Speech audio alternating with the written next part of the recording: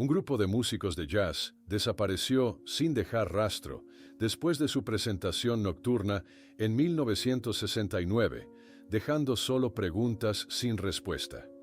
Pero 36 años después, sus instrumentos son descubiertos en una unidad de almacenamiento abandonada y lo que los investigadores encuentran con ellos hace que a todos se les hiele la sangre.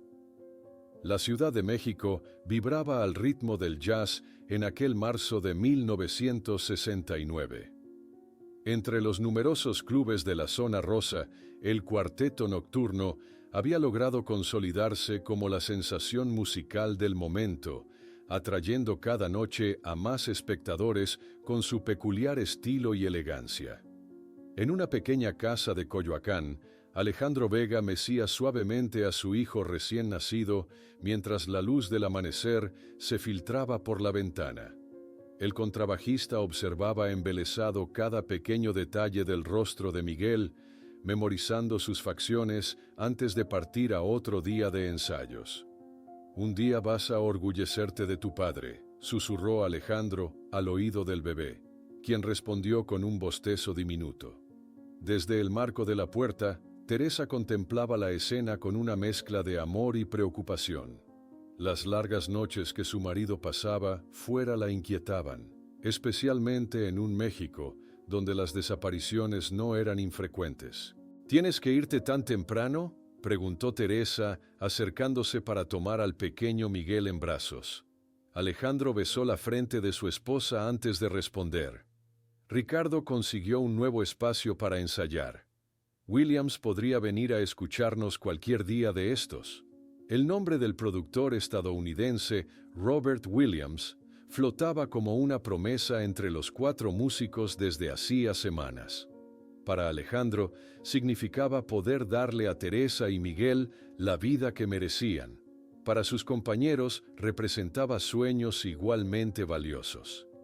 En el pequeño estudio improvisado cerca del Monumento a la Revolución, Ricardo Mendoza ajustaba meticulosamente su saxofón cuando vio entrar a Alejandro. Carlos Fuentes ya estaba sentado frente al piano, repasando una partitura, mientras Diego Ramírez acomodaba su batería. «¡Por fin llegas!», exclamó Ricardo con una sonrisa. «Estaba mostrándoles mi última adquisición». Del bolsillo de su chaqueta extrajo una pequeña caja de terciopelo y la abrió, revelando un anillo con una piedra modesta pero elegante. «Es para el matrimonio. Gabriela merece algo especial», añadió con orgullo, guardando nuevamente la caja. «Si conseguimos ese contrato con Williams, podríamos casarnos antes de diciembre». Carlos se levantó para hacer una llamada desde el teléfono público de la esquina. A través de la ventana, Alejandro lo vio gesticular animadamente mientras hablaba. «Está otra vez tranquilizando a su madre», comentó Diego, quien dibujaba distraídamente en un cuaderno. «Le promete que cuando regresemos de la gira, podrá comprarle esa casa en Xochimilco». Alejandro se acercó a mirar el cuaderno de Diego. En la página abierta había un detallado plano de lo que parecía ser una escuela de música. «¿Sigues con esa idea?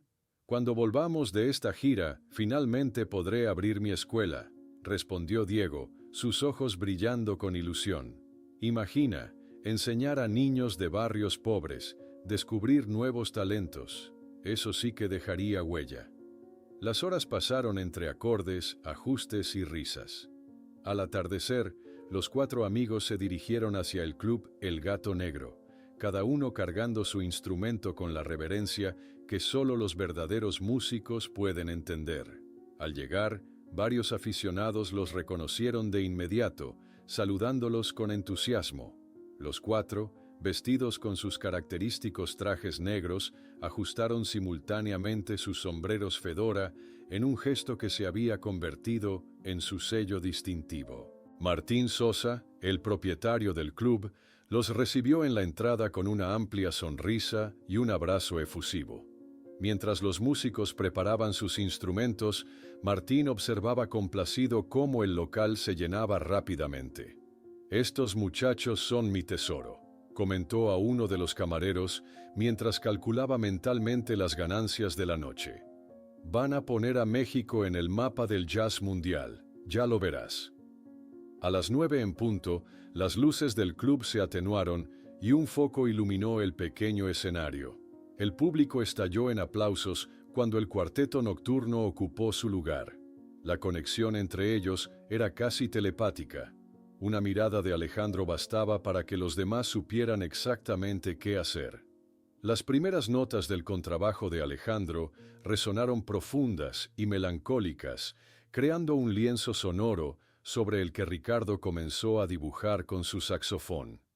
Carlos y Diego se unieron, completando una melodía que hizo suspirar a más de uno entre el público. A medida que avanzaba la noche, el sudor brillaba en sus rostros bajo las luces del escenario.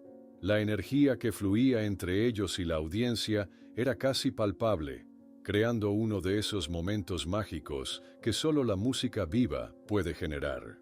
Poco después de la medianoche, Alejandro se acercó al micrófono para anunciar la última pieza. Sus ojos recorrieron el público hasta encontrar a Teresa, que acababa de llegar con Miguel dormido en brazos. «Esta noche es especial, amigos», anunció, ajustando su fedora negro. «Dedicamos esta música a todos los que creyeron en nosotros y a aquellos que pronto nos conocerán al otro lado de la frontera». La interpretación final arrancó lágrimas en algunos espectadores. Cuando terminaron, los aplausos fueron ensordecedores, obligándolos a regresar para un breve encore. En el improvisado camerino, los 4 amigos brindaron con tequila, celebrando una de sus mejores actuaciones. Fue entonces cuando un hombre alto, de traje gris, se acercó, presentándose como asistente de Williams. «El señor Williams los espera para celebrar el contrato», dijo en un español cargado de acento americano. «Tiene una camioneta esperando afuera». Alejandro miró a Teresa, quien había llegado con Miguel aún dormido en brazos. Notó la excitación en los ojos de su marido y, tragándose su propio presentimiento, lo animó. «Ve con ellos, es tu gran oportunidad. Yo llevaré tus instrumentos a casa mañana». Los 4 músicos, todavía con sus trajes de presentación, siguieron al hombre. Afuera, una Chevrolet azul oscuro esperaba con el motor encendido. Carlos fue el último en entrar, girándose para despedirse de Martín, que observaba desde la puerta del club. «Celebraremos y mañana volvemos por los instrumentos», gritó antes de subir al vehículo que desapareció en la noche de la Ciudad de México. Fue la última vez que alguien los vio. A la mañana siguiente, Teresa acunaba a Miguel cuando sonó el teléfono. Era Martín, preguntando si los muchachos estaban bien y cuándo vendrían a buscar los instrumentos que habían dejado en el escenario. «¿Cómo que no aparecieron para recoger los instrumentos?», preguntó Teresa, sintiendo que su corazón se aceleraba. Mientras colgaba el teléfono con manos temblorosas, la terrible percepción de que algo estaba profundamente mal se apoderó de ella. Los instrumentos abandonados en el escenario del El Gato Negro eran una señal alarmante, pues como Alejandro siempre decía, un músico jamás abandona su instrumento, es como abandonar parte del alma. Teresa colgó el teléfono con manos temblorosas. La terrible percepción de que algo estaba profundamente mal se apoderó de ella. Los instrumentos abandonados en el escenario del El Gato Negro eran una señal alarmante, pues como Alejandro siempre decía, un músico jamás abandona su instrumento, es como abandonar parte del alma. Con Miguel en brazos, Teresa se apresuró a vestirse. Llamó a su hermana para que cuidara al pequeño y tomó un taxi hacia la delegación de Roma Norte. En el camino, intentó convencerse de que habría una explicación lógica, quizás una celebración que se había extendido demasiado, pero el nudo en su estómago decía otra cosa. Al llegar a la comisaría, encontró a Gabriela ya esperando, con los ojos enrojecidos de tanto llorar. Minutos después, apareció la madre de Carlos, una mujer mayor que se apoyaba en un bastón y murmuraba oraciones. Los padres de Diego llegaron últimos, discutiendo entre ellos sobre lo que pudo haber pasado con su hijo. El oficial Miguel Ángel Durán apenas levantó la mirada del formulario mientras las mujeres intentaban explicar la situación. Teresa colocó a Miguel sobre su regazo mientras observaba al policía escribir con desgana. «Músicos, ¿verdad?», comentó Durán con una sonrisa condescendiente. «Siempre desaparecen unos días.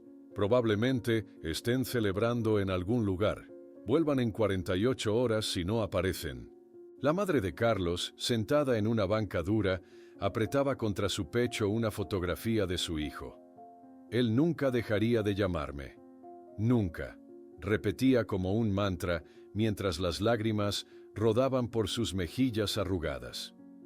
Los padres de Diego se acercaron al mostrador, elevando la voz. «Nuestro hijo no es un irresponsable, algo les ha pasado».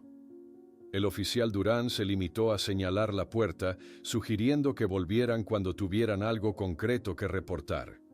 Gabriela, con ojos llenos de determinación, mostró su anillo de compromiso al oficial. «Íbamos a casarnos en diciembre. Ricardo no huiría, no así, sin decir nada». Tras la infructuosa visita a la comisaría, Teresa tomó la iniciativa. Si la policía no iba a buscarlos, ellas lo harían. Las 4 mujeres intercambiaron números telefónicos y acordaron dividirse las tareas: hospitales, morgues, otros clubes de música. Durante los siguientes 2 días, Teresa recorrió varios hospitales de la ciudad. En el Hospital Juárez, mostró fotografías de Alejandro y sus amigos a enfermeros exhaustos que negaban con la cabeza. Nadie los había visto, nadie sabía nada. Por la tarde del segundo día, todas se reunieron en el Gato Negro. Martín las recibió con un abrazo, su rostro reflejando preocupación genuina. Las condujo hasta el escenario, donde los instrumentos permanecían exactamente como habían sido dejados tras la última actuación. «No he tocado nada», explicó Martín, señalando el contrabajo, el saxofón, el piano y la batería. «Es como si fueran a volver en cualquier momento para terminar la actuación». Teresa se acercó lentamente al contrabajo de Alejandro. Pasó sus dedos por las cuerdas, produciendo un sonido grave que resonó en el club vacío. Él nunca dejaría su instrumento atrás. Nunca, susurró, conteniendo las lágrimas. Gabriela comenzó a hablar con los camareros y clientes habituales que iban llegando al club. «¿Alguien conoce a un productor americano llamado Robert Williams?», preguntaba una y otra vez, recibiendo solo negativas y miradas de compasión. Al tercer día, con el apoyo de Martín, quien tenía algunos contactos en la policía, las familias finalmente consiguieron que se designara un investigador para el caso.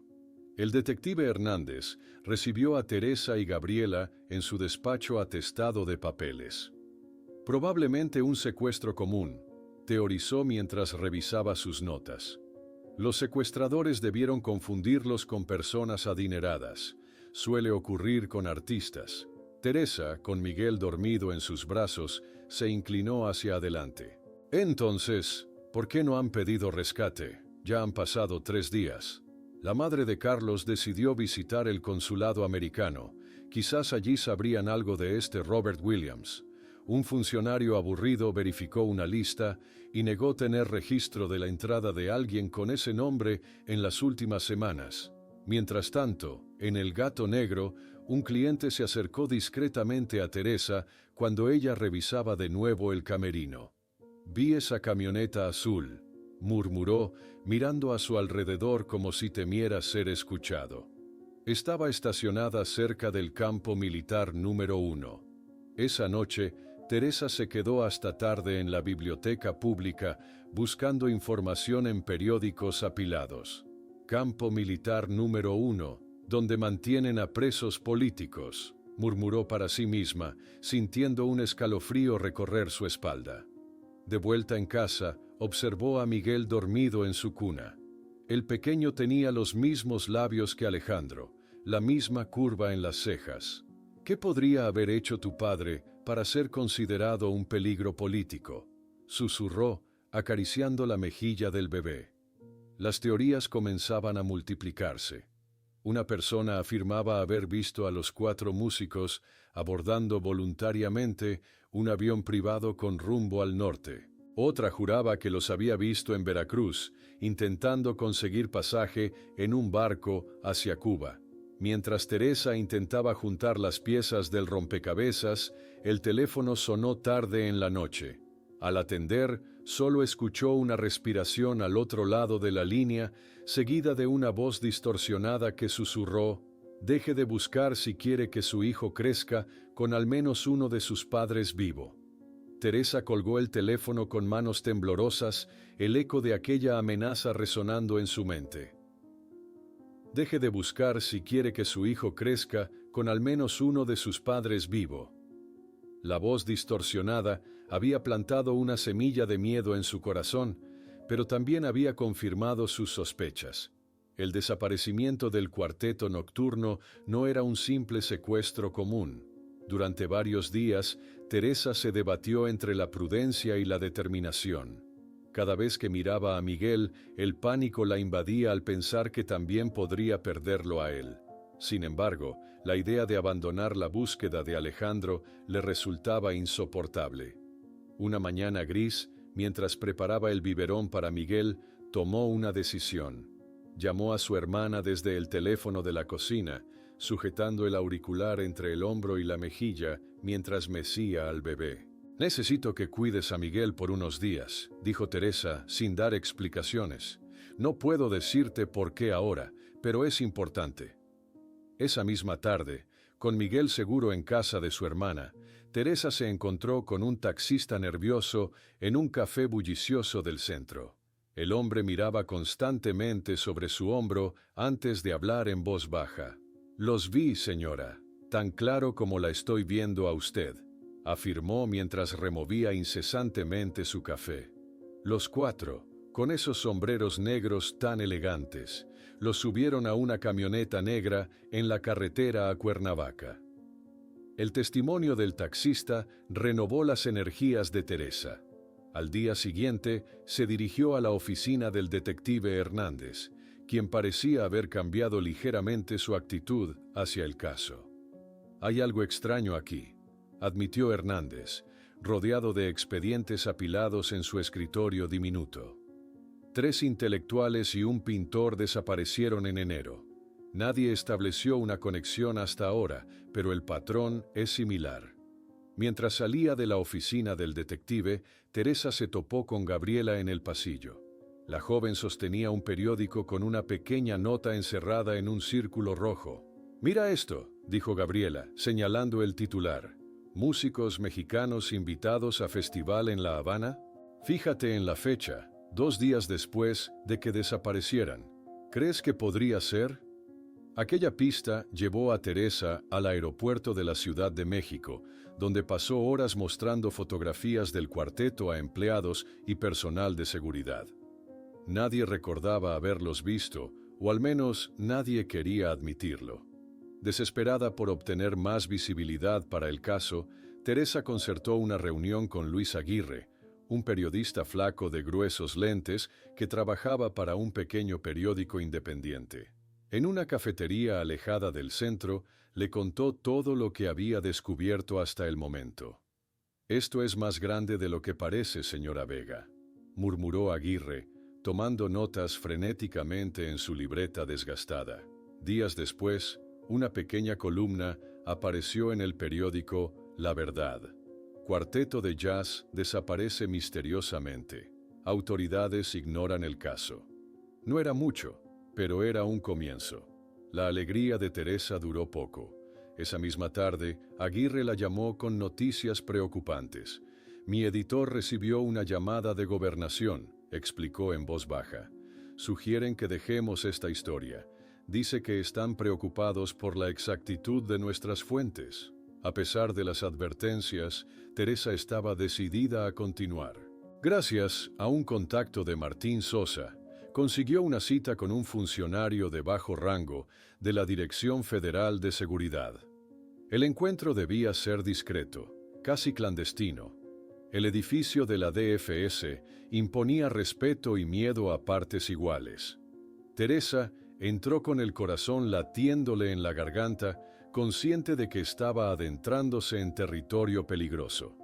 El funcionario, un hombre de mediana edad con profundas ojeras, la recibió en una pequeña oficina sin ventanas. Oficialmente, no sé nada, comenzó tras cerrar la puerta. Extraoficialmente, su marido pudo haber sido identificado como simpatizante de ideas revolucionarias. Teresa no pudo contener una risa amarga. ¿Alejandro? Si apenas leía el periódico, solo le importaban su música y su familia. El hombre se encogió de hombros, su expresión impenetrable. A veces no es lo que uno hace, sino a quién conoce, o dónde estará. Aquella enigmática respuesta dio vueltas en la cabeza de Teresa durante días. En su siguiente encuentro con Aguirre, le planteó una nueva línea de investigación. Necesitamos descubrir quién es realmente este Robert Williams, insistió. Si existe, si es un seudónimo, o si fue inventado específicamente para esta operación. Una semana después de aquella conversación, Teresa encontró un sobre manila sin remitente en su buzón. Lo abrió con cautela en la intimidad de su cocina. Dentro había una página aparentemente arrancada de algún documento oficial.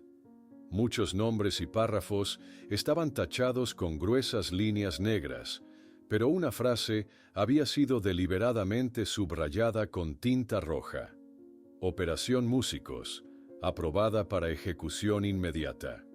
Mientras sostenía aquel misterioso documento con manos temblorosas, Teresa sintió un escalofrío al comprender el significado de la palabra ejecución en el contexto de operaciones gubernamentales. Afuera de su casa, un automóvil negro se estacionó silenciosamente y dos hombres de traje comenzaron a observar su residencia. Teresa se quedó inmóvil junto a la ventana, observando el automóvil negro estacionado frente a su casa. Los dos hombres no hacían ningún esfuerzo por disimular su vigilancia, como si quisieran que ella supiera que estaba siendo observada. Apretó el documento contra su pecho y se alejó de la ventana cuando vio que uno de ellos bajaba del vehículo. El timbre de la puerta sonó 3 veces. Teresa guardó rápidamente el papel en el interior del contrabajo de Alejandro antes de atender. Al abrir, se encontró con 2 hombres de trajes grises impecables y expresiones severas. Señora Vega, nos gustaría conversar sobre sus recientes investigaciones, dijo el más alto, mostrando una identificación oficial de la DFS que apenas le permitió ver antes de guardarla. Teresa los dejó pasar, consciente de que negarse solo empeoraría su situación. En la pequeña sala, el agente mayor tomó asiento sin esperar invitación mientras su compañero permanecía de pie junto a la puerta. Ese documento que recibió es propiedad del gobierno, continuó el hombre con voz suave pero amenazadora. Distribuir material clasificado es un delito federal. Podríamos arrestarla ahora mismo. Reuniendo todo su valor, Teresa se irguió frente a ellos. Mi marido y sus amigos desaparecieron hace casi 2 meses. ¿Eso también no es un delito? Los agentes se marcharon media hora después, no sin antes registrar discretamente la casa. Teresa agradeció su instinto de haber escondido el documento dentro del contrabajo, el único lugar que no revisaron. Al día siguiente, Teresa se encontró con Luis Aguirre en un café ruidoso del centro. Entre el bullicio de las conversaciones y el tintineo de tazas, le entregó discretamente el documento. No puedo guardarlo más, susurró. Ellos saben que lo tengo. Vinieron a mi casa. Aguirre examinó el papel con ojos entrecerrados. Esto confirma que fue una operación gubernamental, pero necesitamos más pruebas. Esa misma tarde, el detective Hernández citó a Teresa en su despacho. Su expresión era de genuina incomodidad cuando le entregó una carpeta. Lo siento mucho, murmuró, evitando su mirada. Órdenes de arriba. El caso está oficialmente cerrado. Teresa abrió la carpeta con manos temblorosas. En la conclusión del informe leyó: las evidencias circunstanciales indican que los sujetos abandonaron el país voluntariamente para aprovechar oportunidades profesionales en el extranjero. «Esto es absurdo», exclamó Teresa, cerrando la carpeta de golpe. «Alejandro jamás abandonaría a su hijo». El detective solo pudo ofrecer una mirada de impotencia como respuesta.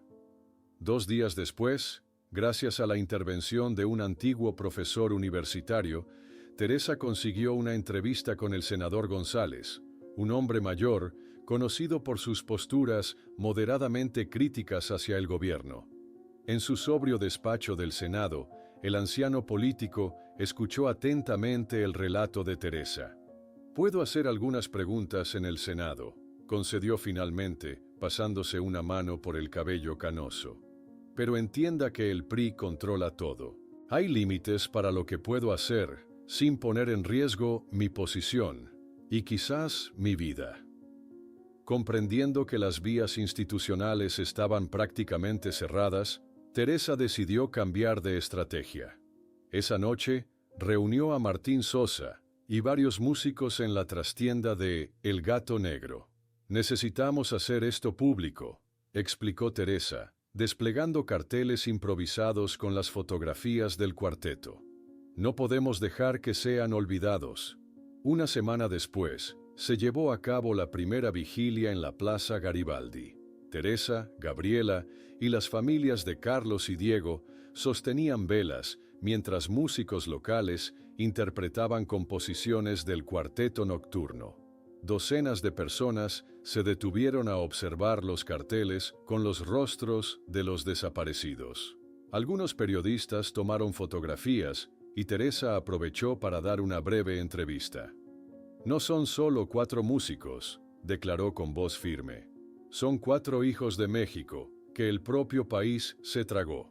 Al día siguiente, Teresa encendió el televisor esperando ver alguna cobertura del evento.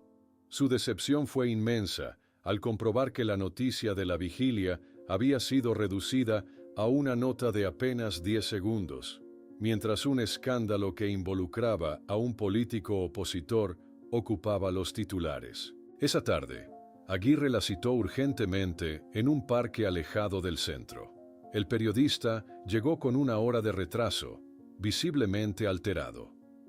«Entraron a mi apartamento anoche», explicó, mirando constantemente alrededor.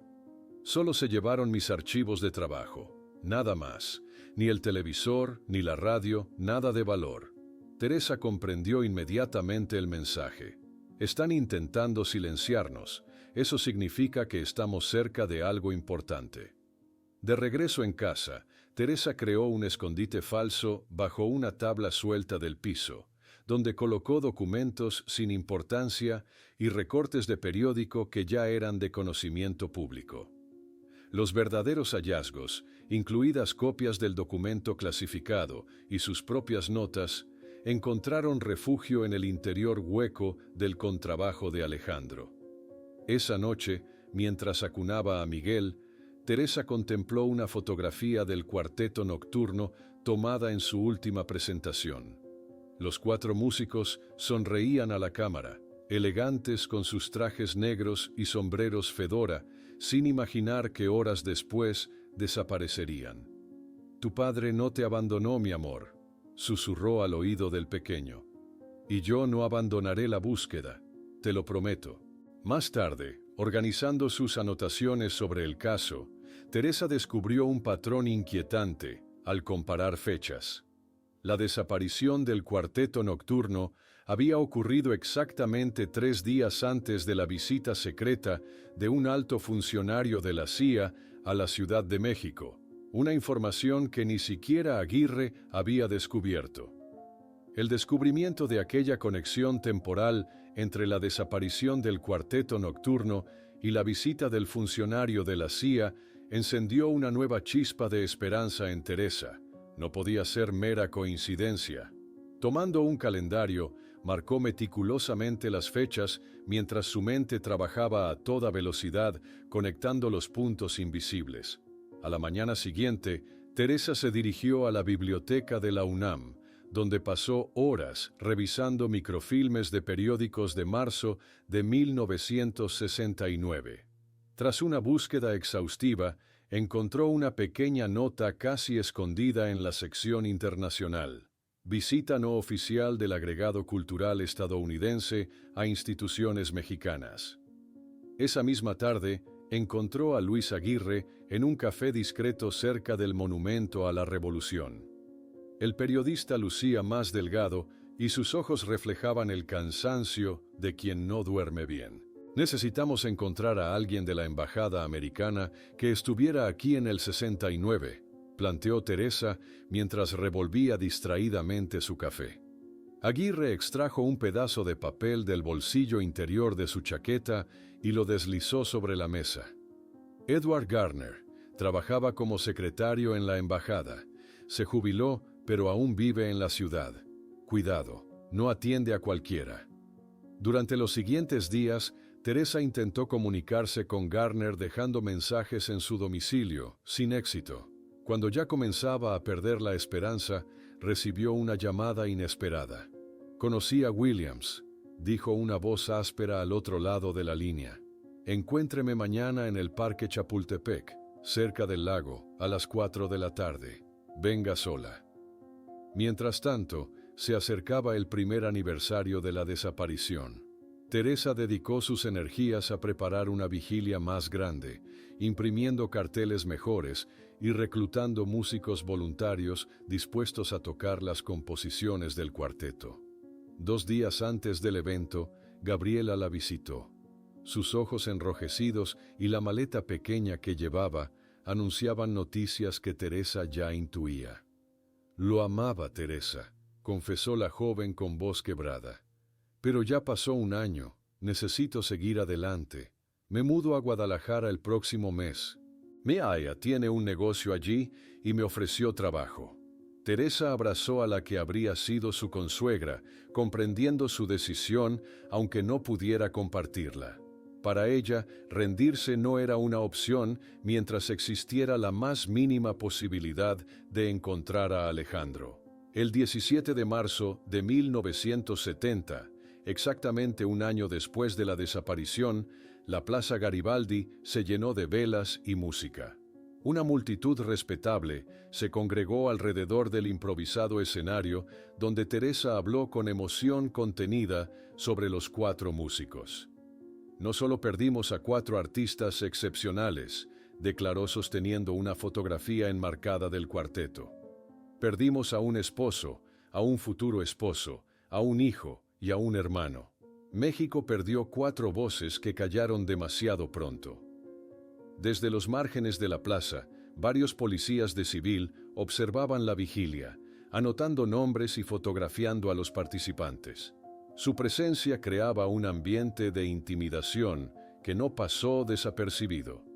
Al día siguiente, Teresa llegó puntualmente a su cita en Chapultepec. Durante 2 horas, esperó junto al lago, consultando repetidamente su reloj. Garner nunca apareció. La mañana siguiente, al abrir el periódico, un titular pequeño en la sección de sucesos le heló la sangre. «Exfuncionario de la embajada estadounidense muere en accidente en Avenida Reforma». El breve artículo mencionaba que Edward Garner, de 65 años, había fallecido cuando su automóvil se estrelló contra un poste la noche anterior. De regreso en casa, Teresa notó un automóvil desconocido estacionado frente a su domicilio. Al salir al día siguiente para hacer compras, el mismo vehículo la siguió a distancia prudente. «Me están vigilando, Aguirre», confesó por teléfono esa misma noche. «Me siguieron hasta el mercado ayer y hoy hasta la escuela donde busqué trabajo». Mientras hablaba, observó a Miguel, que ya había cumplido 1 año, gatear hasta el contrabajo de Alejandro. El pequeño tocó las cuerdas, produciendo sonidos desafinados que resonaron en la habitación vacía. Aquella noche, después de acostar a Miguel, Teresa continuó con su ritual: esconder documentos y anotaciones en el fondo falso que había creado en el contrabajo. «Este es el único lugar seguro ahora», murmuró para sí misma. 3 días después, Aguirre la citó en un parque alejado del centro. Sería su último encuentro. «No puedo seguir escribiendo sobre esto, Teresa», confesó con la mirada fija en el suelo. «Amenazaron a mi familia. A mi hermana pequeña la siguieron hasta su escuela. Me voy a Oaxaca por un tiempo». Teresa comprendió. Estaba quedándose sola en su búsqueda, pero no podía culpar a quienes se alejaban por miedo. Esa noche, mientras completaba su primer año como única responsable de Miguel, recordó con dolor el día en que conoció a Alejandro en aquel pequeño club de jazz. El timbre de la puerta interrumpió sus pensamientos. Al abrir, no encontró a nadie, solo un pequeño paquete en el suelo. En la intimidad de su habitación, Teresa desenvolvió una cinta de casete sin identificación y un billete manuscrito que decía: «No escuche esto sola, no confíe en nadie del gobierno, y nunca, jamás, mencione el nombre Rancho Las Águilas». Teresa sostuvo la misteriosa cinta entre sus manos, observándola bajo la luz tenue de su lámpara. Durante 5 años había guardado aquel casete sin atreverse a escucharlo, temiendo las consecuencias que podría desencadenar. El nombre Rancho Las Águilas resonaba en su mente como una advertencia siniestra. Corría el año 1974. El México que Teresa habitaba ahora era ligeramente distinto al de aquel fatídico marzo del 69. Las heridas de Tlatelolco comenzaban a cicatrizar en la superficie, mientras el presidente Luis Echeverría promovía su llamada apertura democrática. En el patio de la modesta casa de Coyoacán, Miguel jugaba con un pequeño sombrero fedora negro que había encontrado entre las pertenencias de su padre. A sus 5 años, el niño cada vez formulaba más preguntas sobre el hombre de la fotografía que presidía la sala. «Mamá, ¿por qué mi papá se fue?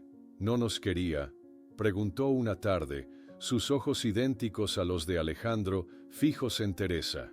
Ella dejó lo que estaba haciendo y se arrodilló frente a su hijo, conteniendo las lágrimas que siempre amenazaban con brotar cuando Miguel hacía estas preguntas. «Tu padre te amaba más que a nada en el mundo, Miguel. Él no eligió irse.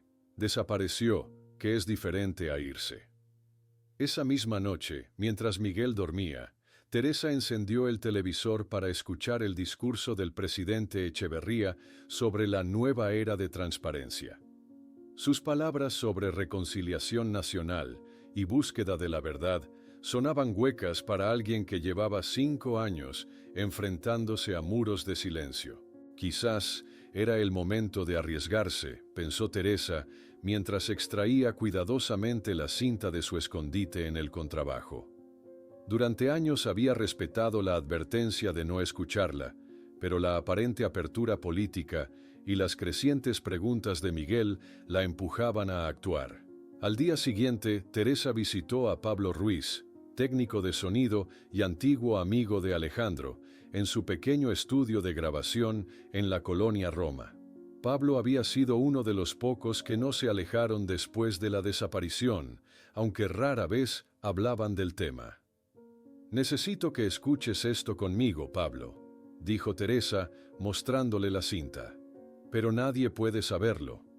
Con expresión grave, Pablo la condujo a una cabina insonorizada. Conectó la cinta a un equipo profesional y ajustó varios controles antes de presionar play.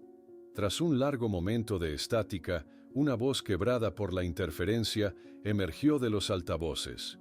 «Cuarteto nocturno. Propuesta inaceptable». Se escuchaba entrecortadamente. De pronto, la voz de Alejandro surgió con claridad. «Ya dijimos que no participaremos en esto. Somos músicos, no espías». Teresa ahogó un grito, sus ojos fijos en el carrete que giraba implacable. Pablo aumentó el volumen cuando otra voz respondió en español con acento americano. «No estamos pidiendo, señores. Rancho Las Águilas, mañana temprano. Cooperación o consecuencias». Siguieron fragmentos de discusión, amenazas en inglés y español, y finalmente un silencio abrupto. La cinta continuó reproduciendo estática, durante varios minutos antes de que Pablo la detuviera. «Teresa, es mejor que no me hayas mostrado esto», murmuró, visiblemente nervioso. «Es demasiado peligroso». En los días siguientes, Teresa comenzó una discreta investigación sobre Rancho Las Águilas. En la Biblioteca Municipal de Cuernavaca, revisó cuidadosamente los registros de propiedades rurales, encontrándose con archivos incompletos y funcionarios reticentes. Una tarde, mientras fingía consultar documentos sobre terrenos ejidales, una funcionaria de edad avanzada se le acercó sigilosamente. «¿Rancho Las Águilas?», susurró la mujer, mirando sobre su hombro. Era propiedad de la familia Garza hasta 1968. Después, los registros fueron sellados. Mi sobrino trabajó allí brevemente. Decía que muchos americanos iban y venían. Armada con esta información y un mapa rudimentario que la mujer le dibujó, Teresa decidió visitar el lugar. Condujo durante horas por caminos secundarios fuera de Cuernavaca, deteniéndose ocasionalmente para consultar el mapa dibujado a mano. Cuando finalmente divisó una discreta señal que indicaba propiedad federal, acceso restringido, supo que había encontrado el lugar. Una barrera custodiada por hombres armados, vestidos de civil, bloqueaba el camino de tierra. Teresa estacionó a prudente distancia, observando con binoculares. La propiedad parecía extensa, con varias edificaciones visibles entre los árboles. Mientras contemplaba cómo acercarse más, uno de los guardias notó su presencia y comenzó a caminar hacia su vehículo. Con el corazón latiendo desbocado, Teresa arrancó el motor y dio media vuelta, pero no antes de que el hombre llegara hasta su ventanilla. «Esta es una instalación militar, señora», dijo con frialdad, su mano descansando sobre la pistola en su cinturón. «Dé media vuelta inmediatamente. Su nombre y documentos, por favor». Teresa entregó su identificación, intentando aparentar normalidad. «Me perdí buscando la hacienda de los Morales», improvisó, «para una boda este fin de semana». El guardia estudió sus documentos con detenimiento antes de devolverlos. «Está muy lejos de su destino. Retírese ahora mismo». Teresa asintió y se alejó lentamente, sintiendo las miradas de los guardias clavadas en su espalda. Por el espejo retrovisor, notó que un jeep militar salía de la propiedad y comenzaba a seguirla discretamente. El mismo jeep que, horas más tarde, estaría estacionado frente a su casa cuando ella volviera para recoger a Miguel en la escuela. El jeep militar siguió a Teresa durante todo el trayecto hasta su casa, manteniéndose a una distancia prudencial, pero sin ningún intento de ocultarse. Era un mensaje claro. Sabían quién era ella, dónde vivía y qué buscaba. Esa noche, Teresa cerró todas las cortinas y revisó 2 veces las cerraduras, preguntándose cuánto tiempo más podría continuar con esta búsqueda. 10 años habían pasado desde la desaparición del cuarteto nocturno. Una década de promesas vacías, de puertas cerradas, de amenazas veladas. Era 1979, y el México de López Portillo seguía protegiendo los secretos del régimen anterior con feroz determinación. En la pequeña sala de la casa de Coyoacán, Miguel, ahora con 10 años, intentaba extraer alguna melodía del contrabajo de su padre. Sus dedos pequeños luchaban por alcanzar las cuerdas correctas, produciendo sonidos que distaban mucho de ser música. Teresa entró en la habitación y observó la escena con sentimientos encontrados. «Miguel, ya te dije que prefiero que te dediques a los estudios. La música es complicada en nuestra familia». El niño la miró con ojos idénticos a los de Alejandro. «Pero mamá, quiero aprender a tocar como papá. En la escuela dicen que era muy bueno». Teresa suspiró, incapaz de explicarle que su miedo no era por la música en sí, sino por lo que el camino artístico había significado para Alejandro. En un país donde los artistas e intelectuales desaparecían, quería algo más seguro para su hijo. Una semana después, Teresa se encontraba en un pequeño cementerio de Xochimilco, asistiendo al funeral de la madre de Carlos Fuentes. La anciana había esperado 10 años por noticias de su hijo, revisando el correo cada mañana, sobresaltándose con cada llamada telefónica. Había muerto sin saber qué había ocurrido con él.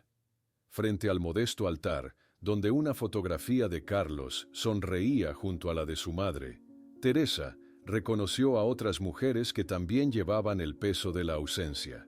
Durante la ceremonia, se acercó a ellas. ¿Ustedes también tienen familiares desaparecidos?, preguntó en voz baja. Tal vez deberíamos unirnos, como están haciendo en Argentina. Las noticias sobre las madres de Plaza de Mayo habían comenzado a llegar a México. Teresa recortaba ávidamente cada artículo, inspirándose en aquellas mujeres que se atrevían a desafiar a una dictadura militar.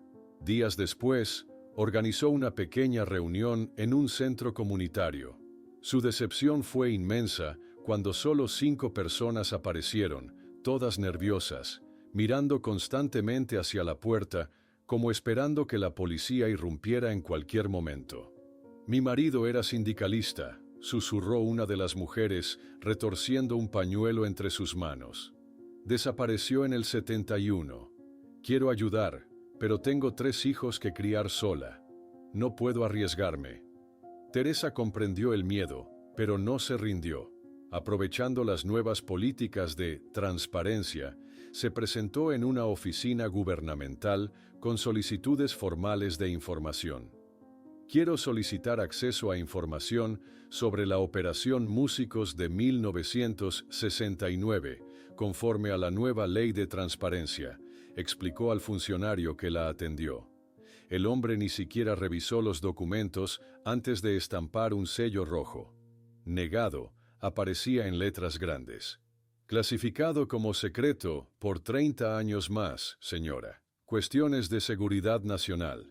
El 17 de marzo de 1979, Teresa organizó la vigilia anual en memoria del Cuarteto Nocturno. La asistencia había disminuido considerablemente con los años. Apenas ella, Miguel, algunos músicos fieles y escasos periodistas se congregaron en la Plaza Garibaldi. Miguel sostenía un cartel con la fotografía de su padre. 10 años de impunidad. ¿Dónde está el Cuarteto Nocturno? Cuando la pequeña ceremonia terminaba, un hombre mayor se acercó con paso vacilante. Teresa notó inmediatamente su aspecto enfermizo. La piel amarillenta, los ojos hundidos, la respiración laboriosa. «Trabajé en la DFS», susurró, identificándose únicamente como Ramiro. «No me queda mucho tiempo de vida. Necesito hablar sobre el 69». Teresa lo condujo a una banca alejada, sintiendo que por fin podría obtener respuestas concretas. El exagente miraba nerviosamente a su alrededor mientras hablaba. «Su marido y los otros no eran los objetivos», explicó con voz débil. «Vieron algo que no debían ver». De repente, Ramiro se tensó al notar un automóvil oscuro que se acercaba lentamente. «Busque una unidad de almacenamiento en Tlatelolco», fueron sus últimas palabras antes de mezclarse apresuradamente entre la multitud. Esa misma noche, Teresa comenzó a marcar en un mapa todas las empresas de almacenamiento en Tlatelolco, determinada a revisar cada una. Mientras buscaba entre cajas antiguas alguna pista adicional, encontró una camisa de Alejandro que no había revisado antes. En el bolsillo, un recibo amarillento llamó su atención. Un pago anual a una empresa llamada Almacenes Seguros Nacionales, fechado en enero de 1969, con el número 17, escrito a mano en una esquina. El recibo amarillento entre los dedos de Teresa parecía una señal del destino. Almacenes Seguros Nacionales, Unidad 17, leyó en voz alta, como para convencerse de que era real. Durante años había buscado pistas, fragmentos, cualquier rastro que pudiera conducirla a la verdad sobre Alejandro y sus amigos. Ahora, 18 años después de la desaparición, sentía que estaba cerca de descubrir algo crucial. El tiempo había transcurrido inexorablemente. Era 1987, y Miguel, aquel bebé que Alejandro apenas conoció, se había convertido en un joven de 18 años, con el mismo porte elegante de su padre, y una determinación inquebrantable por encontrar respuestas. En la cocina de la casa, que habían compartido durante todos estos años, Teresa observaba con orgullo la carta de aceptación que Miguel sostenía en sus manos. La Universidad Nacional Autónoma de México lo había admitido en la Facultad de Periodismo. «Voy a usar lo que aprenda para encontrar la verdad, mamá», declaró Miguel, su rostro reflejando la misma intensidad que Teresa recordaba en Alejandro cuando se concentraba en una nueva composición. Teresa sonrió con una mezcla de orgullo y preocupación. «Tu padre estaría orgulloso, pero esta búsqueda ya ha costado mucho a nuestra familia». Al día siguiente, armada con el antiguo recibo y renovada esperanza, Teresa visitó la dirección indicada en Tlatelolco. El edificio de Almacenes Seguros Nacionales seguía en pie, aunque ahora lucía un nuevo letrero: Global Storage Solutions. La modernización había llegado incluso a los depósitos de secretos. En la recepción, una mujer joven tecleaba eficientemente en una computadora, símbolo de los nuevos tiempos. Teresa le mostró el recibo desgastado. «Este recibo es de 1969. La unidad 17 fue alquilada por mi marido antes de desaparecer». La gerente consultó la base de datos digital, frunciendo el ceño. «La unidad continúa activa, señora Vega. Los pagos se realizan anualmente mediante transferencia automática de una empresa llamada Inversiones Musicales».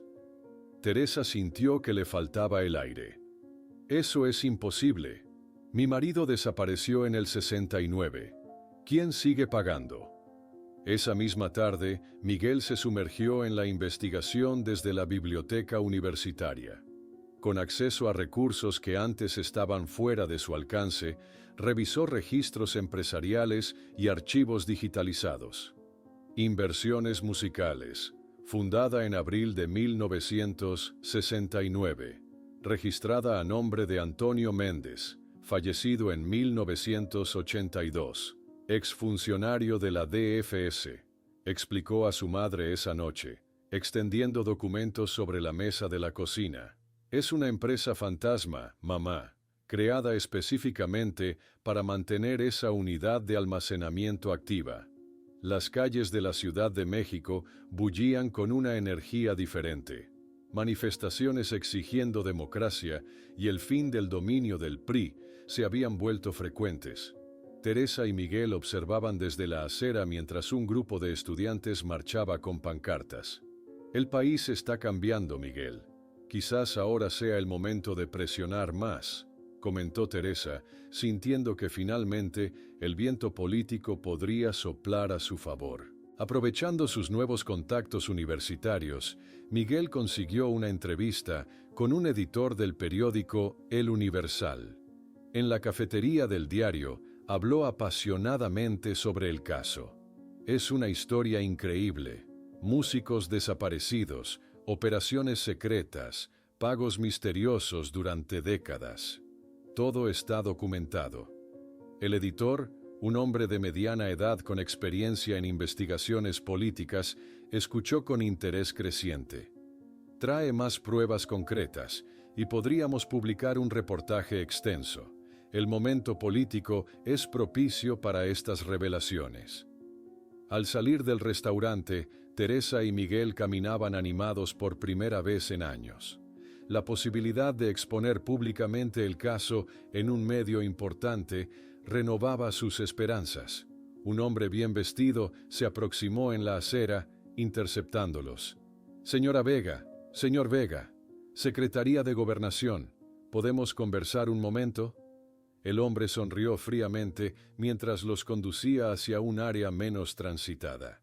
Sería mejor para todos si este asunto se olvidara. Algunas puertas del pasado deberían permanecer cerradas.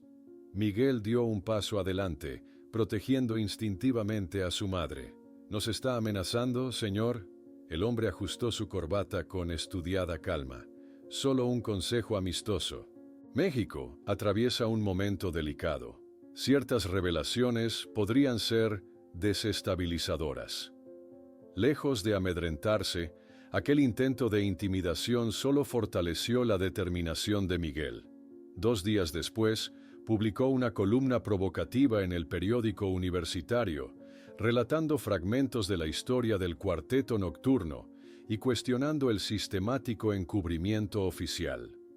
La columna, inicialmente modesta, fue rápidamente reproducida en medios más grandes, generando un interés renovado en el caso. Teresa recibió llamadas de periodistas que habían ignorado sus denuncias durante años. Una semana después, mientras Teresa ordenaba los recortes de prensa que mencionaban la columna de Miguel, el teléfono sonó. Era un juez federal que había leído sobre el caso y se había sentido conmovido por la persistencia de madre e hijo. Conseguí la orden judicial para abrir la unidad 17, pero debemos actuar rápido. Ya están intentando bloquear mi decisión con una contraorden ejecutiva. El 17 de marzo de 2005, exactamente 36 años después de la desaparición, Teresa y Miguel Vega se encontraban frente a la unidad 17 de Almacenes Seguros Nacionales. El momento que habían esperado durante décadas, finalmente, había llegado. La batalla legal había sido intensa, pero gracias a la presión mediática y al apoyo de aquel juez comprometido, estaban a punto de descubrir qué secretos guardaba aquel depósito. Les acompañaban un oficial de justicia, un representante visiblemente incómodo del Ministerio del Interior y un fotógrafo de El Universal, donde Miguel ahora trabajaba como reportero. El ambiente era tenso mientras el oficial rompía el candado oxidado.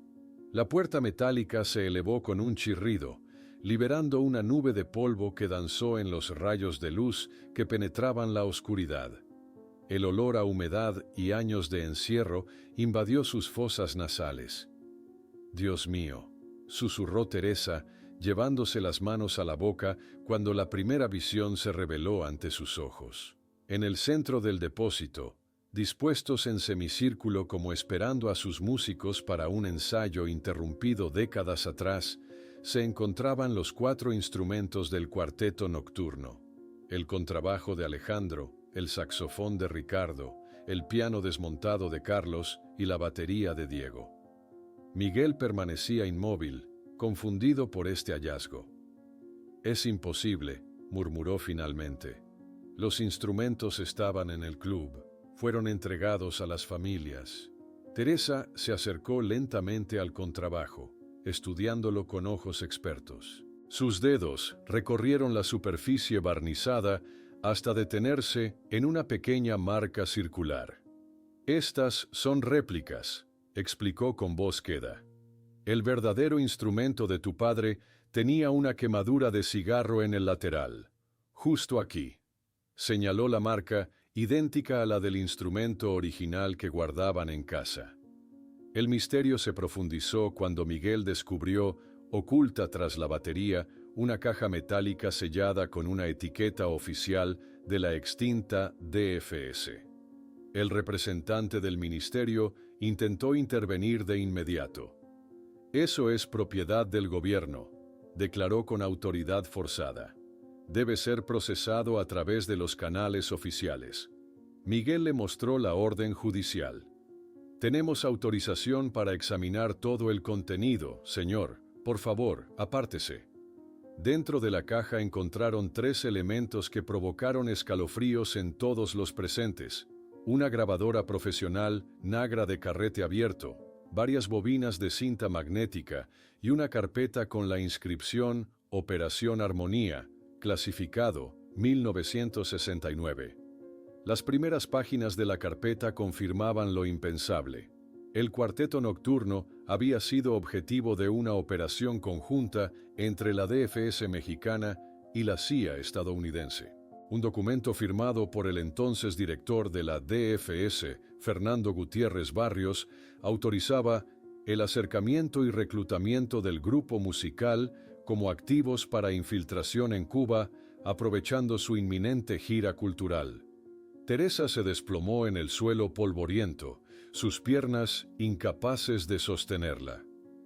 Nunca tuvieron un contrato con ningún productor americano, susurró. Era todo una mentira desde el principio. Los documentos detallaban el plan.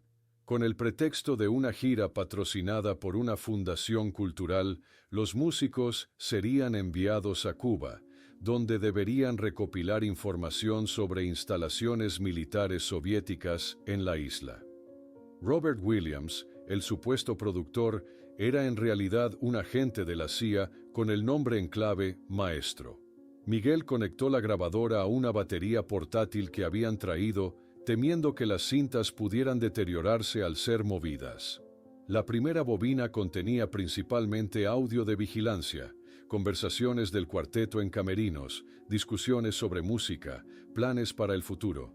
La segunda cinta, sin embargo, heló la sangre de todos los presentes. Cinta 7, Operación Armonía, 17 de marzo de 1969, 02:17 horas, Rancho Las Águilas, Cuernavaca. La voz de Alejandro surgió, tensa pero firme. Ya dijimos que no participaremos en esto. Somos músicos, no espías. Una voz desconocida respondió, señores, no estamos pidiendo. El gobierno mexicano y nuestros aliados americanos necesitan sus servicios patrióticos. La discusión prosiguió durante varios minutos, con los 4 músicos negándose categóricamente a cooperar. En determinado momento, se escuchó a Ricardo decir, no pueden obligarnos a hacer esto. Tenemos familias, tenemos carreras. La gente sabrá que desaparecimos. La respuesta llegó fría y calculada. Nadie los buscará donde van a estar. Teresa sollozaba silenciosamente mientras la grabación continuaba, revelando amenazas y eventualmente sonidos de lucha. La voz de Alejandro surgió nuevamente, ahora distante del micrófono, gritando algo sobre testigos y todo el club nos vio salir. La cinta terminó abruptamente tras el sonido inconfundible de un disparo. Miguel abrazó a su madre, ambos temblando. El representante del gobierno permanecía en silencio, pálido. El fotógrafo discretamente guardaba su equipo, comprendiendo la gravedad del momento. La tercera cinta, fechada al día siguiente, documentaba una conversación entre oficiales discutiendo cómo limpiar la operación. Uno de ellos mencionaba que los instrumentos originales deben ser reemplazados por réplicas y que la hacienda será limpiada, los cuerpos no serán encontrados. Entre los documentos encontraron un mapa detallado de la hacienda Las Águilas a unos 20 kilómetros de Cuernavaca, con marcas a lápiz indicando un punto específico cerca de un barranco. Miguel miró a su madre, luego al oficial de justicia. Necesitamos ir allí. Ahora. Mientras dejaban el depósito con las evidencias cuidadosamente documentadas y protegidas, el celular de Miguel sonó. Era uno de sus contactos dentro del gobierno, advirtiendo en tono urgente: están emitiendo órdenes de incautación para todo el material que encontraron, alegando razones de seguridad nacional. Tienen máximo 24 horas antes de que consigan anular la autorización del juez. Sin perder un segundo, Teresa y Miguel salieron del almacén con las evidencias aseguradas. Llamaron inmediatamente al abogado que había conseguido la orden judicial, quien les aconsejó dirigirse directamente a Cuernavaca antes de que las autoridades pudieran detenerlos. Con el maletero del automóvil lleno de copias de documentos y las cintas originales guardadas en un lugar seguro, madre e hijo emprendieron el viaje hacia lo que esperaban sería el final de su búsqueda de décadas. La noche había caído cuando llegaron a las afueras de Cuernavaca. Siguiendo las indicaciones del mapa encontrado en el depósito, se detuvieron frente a una entrada elegante. Paraíso Las Águilas, Resort and Spa, anunciaba un letrero iluminado. Lo que una vez fue escenario de una operación clandestina, ahora era un lujoso complejo turístico. «Es difícil imaginar que en este lugar», murmuró Teresa, incapaz de completar la frase mientras contemplaba los jardines perfectamente cuidados y la iluminación ambiental que intentaba crear una atmósfera romántica. En la recepción solicitaron hablar con el propietario. Un hombre de acento español apareció minutos después, presentándose como Carlos Montero, empresario y dueño actual del resort. «Esto es absurdo», protestó Montero cuando Miguel le mostró la orden judicial para excavar en una parte específica de la propiedad. «Compré este lugar legalmente en 1993. No tengo absolutamente nada que ver con eventos de décadas atrás». A pesar de sus objeciones, la orden judicial era clara. A la mañana siguiente, un equipo forense, dirigido por el doctor Ramírez, comenzó a trabajar en el área marcada en el mapa, cerca del barranco. Mientras instalaban tiendas para proteger el sitio de excavación, los huéspedes del resort observaban con curiosidad desde la distancia. Teresa permanecía sentada bajo una sombrilla, sosteniendo el viejo sombrero fedora de Alejandro que había conservado todos estos años. Su rostro, marcado por décadas de búsqueda, reflejaba una extraña calma. 36 años, Miguel, dijo en voz baja. Hoy podría ser el día en que finalmente encontremos respuestas. El trabajo de excavación avanzaba meticulosamente. El primer día pasó sin hallazgos significativos. El segundo día reveló fragmentos de tela y algunos objetos metálicos oxidados que podían ser botones. La esperanza comenzaba a crecer. En la tarde del tercer día, Teresa observaba ansiosamente cuando notó un cambio en la actitud del equipo forense. El doctor Ramírez hizo un gesto llamándola junto a Miguel. «Encontramos algo», anunció con voz grave. Bajo una capa de tierra compactada yacían los restos de 4 individuos. La disposición de los cuerpos sugería que habían sido colocados apresuradamente. Un examen preliminar confirmó lo que Teresa ya sabía en su corazón. Eran hombres de aproximadamente 30 años, todos con evidencia clara de heridas de bala en el cráneo. Lágrimas silenciosas corrían por el rostro de Teresa mientras los fotógrafos documentaban meticulosamente la escena. Los reporteros, mantenidos a distancia respetuosa, transmitían en vivo el descubrimiento que ya se convertía en noticia nacional. Semanas después, en su oficina de El Universal, Miguel recibió los resultados definitivos de las pruebas de ADN. Con manos temblorosas, abrió el sobre y confirmó lo que ya sabían.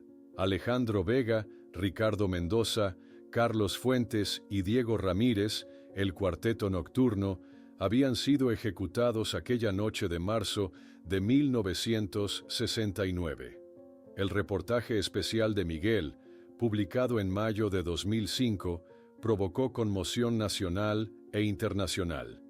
Titulado «Silenciando la música, el asesinato de Estado del cuarteto nocturno», el artículo detallaba no solo la desaparición y ejecución de los músicos, sino también la conspiración de décadas para encubrir el crimen. La presión pública obligó al presidente mexicano a realizar un pronunciamiento oficial en cadena nacional, reconociendo la responsabilidad del Estado en el asesinato de los 4 músicos y pidiendo perdón a las familias. «Este es un capítulo vergonzoso de nuestra historia que no podemos borrar, pero que nos comprometemos a nunca repetir», declaró, anunciando la creación de una comisión de la verdad para investigar otros casos similares.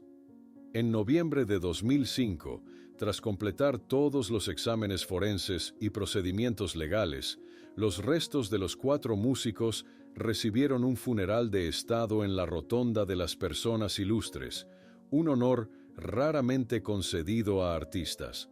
Miles de personas asistieron a la ceremonia, muchos llevando instrumentos musicales y sombreros fedora negros en homenaje. Teresa, ahora con 65 años, observaba en silencio mientras el ataúd de Alejandro descendía a la sepultura. A su lado, Miguel sostenía el contrabajo original de su padre, aquel que había quedado en el club la noche de la desaparición. «Por fin puede descansar», dijo Teresa, colocando una rosa blanca sobre el ataúd. «Todos ellos pueden». La Orquesta Sinfónica Nacional interpretó una suite especialmente compuesta en honor al cuarteto, incorporando temas de las composiciones originales del grupo. Cientos de músicos de jazz de todo México alzaron sus instrumentos en un tributo silencioso. En 2019, en el 50º aniversario de la desaparición, un Miguel ya maduro observaba desde el escenario del Teatro de la Ciudad a 4 jóvenes músicos vistiendo los tradicionales trajes negros y sombreros fedora, interpretando las composiciones del Cuarteto Nocturno, mientras Teresa, una anciana de cabello blanco en primera fila, cerraba los ojos y sonreía. Por un fugaz momento, podía jurar que escuchaba a Alejandro tocando nuevamente, como si las notas atravesaran no solo el espacio, sino también el tiempo, uniendo finalmente lo que la violencia de Estado había separado.